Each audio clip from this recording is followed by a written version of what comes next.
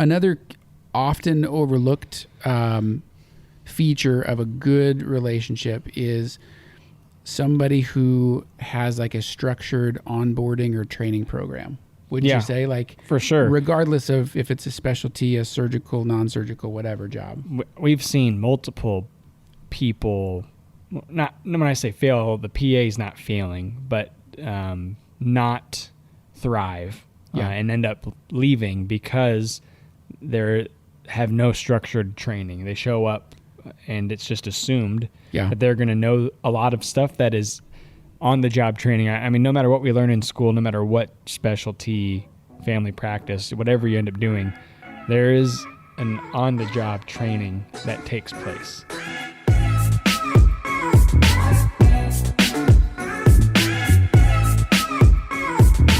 And not having a structured training from your doctor sets you up, I think, one, to look stupid, right? Which doesn't help, right? It sets you up to, the expectation has to be like that you're going to need some teaching. Right. So the difference would be show up on day one and just try to keep up versus, okay, this first month, here's what I want you to focus on. These are the things I want you to see. These are the patients I want you to see. This is what I want you to perfect.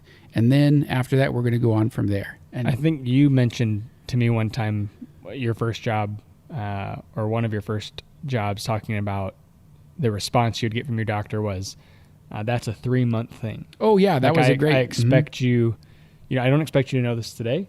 I expect you to know this at 3 months. Yeah. Okay, that's a 6-month thing. Like, it's more complex. Right. Like, I'm going to teach you at 6 months, you should be doing this on your own. Yeah. Okay, now it's clear cut.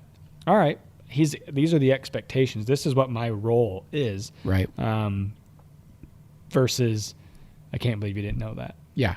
I can't believe you didn't do that. Why haven't you done this yet? Why haven't you done the note? I've never heard that ever. Just kidding. I totally have heard Why that. isn't the discharge summary done? I never did one, or I only did one. I don't even know what one looks like. Yeah, like those are things that I think is a good question to ask in your interview is, hey, what does training look like? Yeah, what does training look like? That's a great point. In my first job was general surgery, and Dr. Cole, he was actually the first person that downloaded the podcast. The very first download I ever got was him. Haven't talked to him for years, and he sent me a thing on LinkedIn, and he was like, hey, man, just listen to your podcast. Great work. And I was like, oh. So he might be watching right now.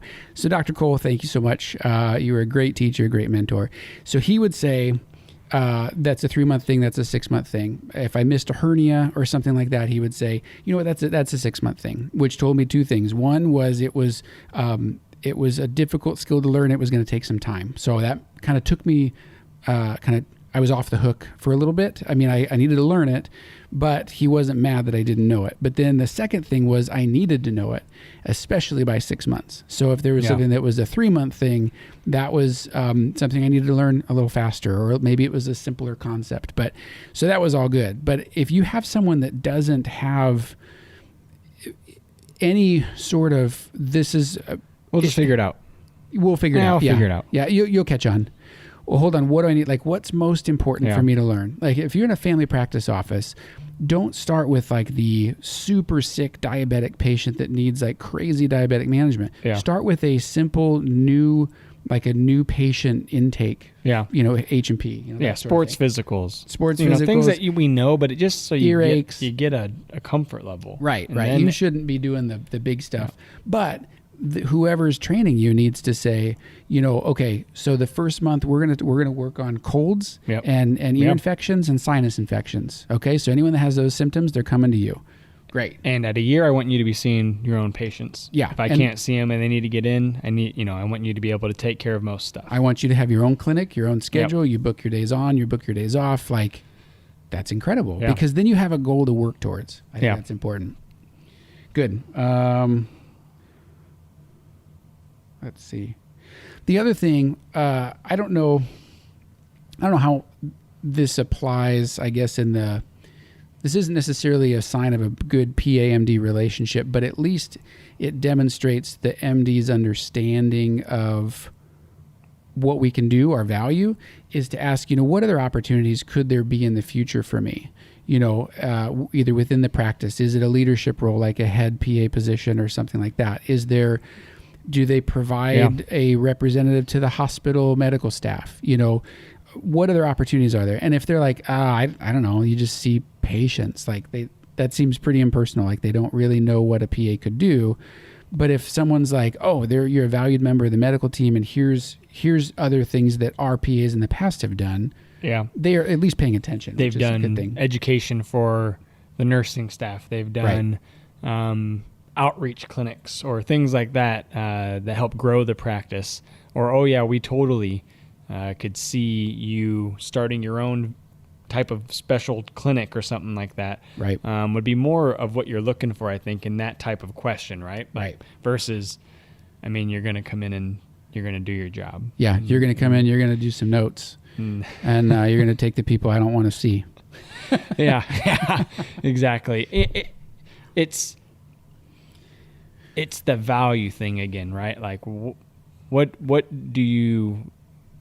is my value to you, right? Right. I mean, obviously there's a financial value, there's a number associated with it, but what can you generate for the practice? Correct. But just overall, what is the expectation long term, I think. Right.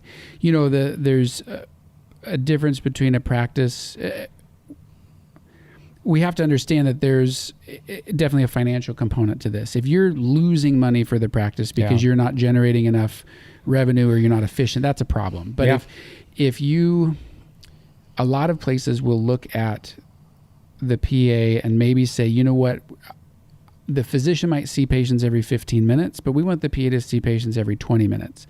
And maybe that is because you have a little bit more time to sit back and talk to patients. I hear that all the time, that, you know, I come in, I sit down, hey, how you doing? Hey, like your jacket, where'd you get that? You know, it's more of establishing a relationship. And if you have a practice that is, you know, hey, we really want you to nurture our patients or take care of our patients, like that's great because they have a role for you, they have a goal for you.